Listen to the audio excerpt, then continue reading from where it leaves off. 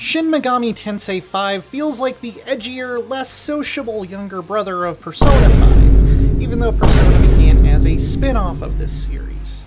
Both branches of the family share much of their cast of highly customizable demons, like mythological Pokémon you smash together to make even more powerful ones. They have similar, excellent turn-based combat systems that encourage you to fish for your opponent's weaknesses and make smart use of every resource available to you. What's missing from the Persona formula here is a lot of its heart, but Shin Megami Tensei 5 still rises to succeed in most other ways.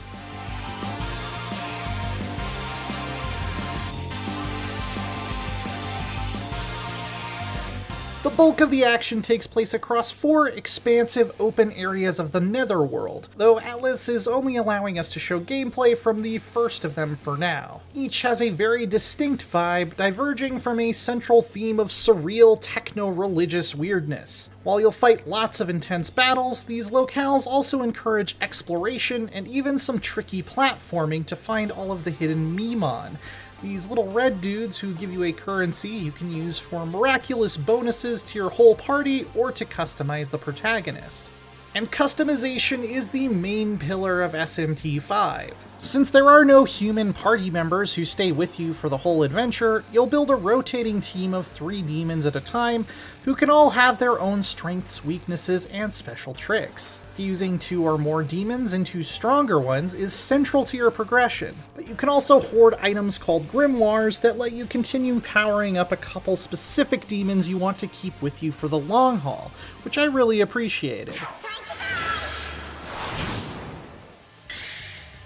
Things really get interesting when you factor in the essence system, though, which lets you teach skills from a different demon to an existing one, and even inherit their elemental resistances and weaknesses. Between fusion, miracles, and essences, it's possible to create some absurdly powerful and specialized teams that can take on almost any challenge. The way these systems interact isn't spelled out especially well, but I really enjoyed the gradual path to mastering them myself through trial and error. An experimental mindset is a huge plus in this netherworld. And mastery is basically a necessity unless you want to play on one of the easier difficulties. Shin Megami Tensei has a reputation for being a brutally difficult series, and I was able to see why. Just using the strongest demons I came across naturally, I often got chewed up and spit out pretty quickly, especially against certain bosses and in the last quarter of the story.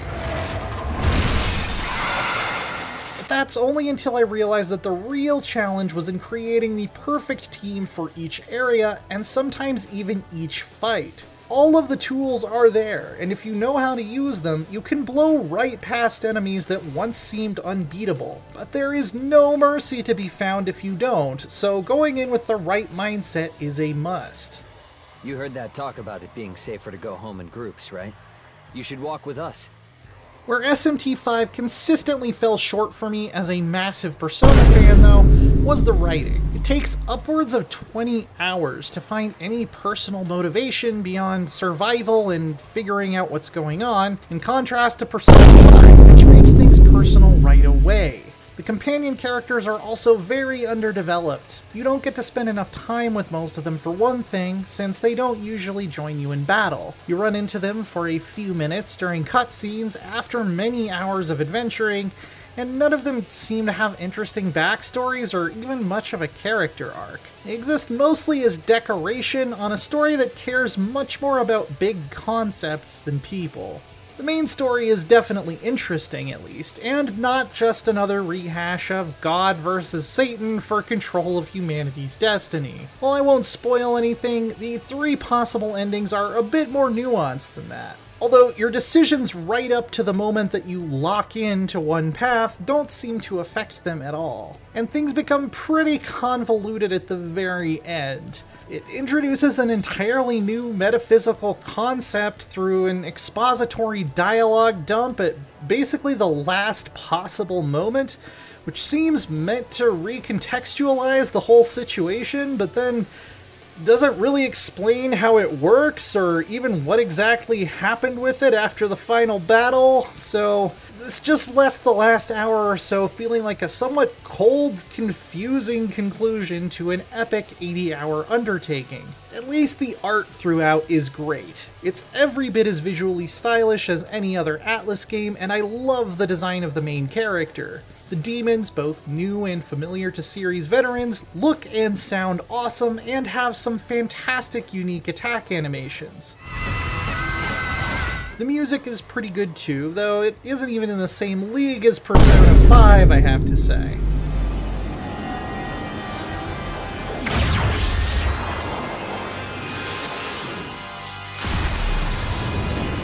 With extremely deep and satisfying party customization, excellent combat, and challenging enemies, Shin Megami Tensei 5 never left me feeling bored or burned out. Exploration and platforming sections lend some much-needed variety when you're fighting so many similar battles in a row. I just couldn't shake the feeling that this was Persona without the heart.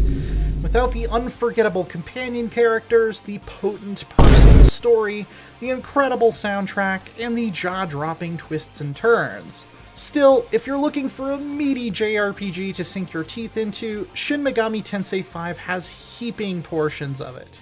For more JRPGs, check out our reviews of Astria Ascending and Tales of Arise. And for everything else, keep it right here on IGN.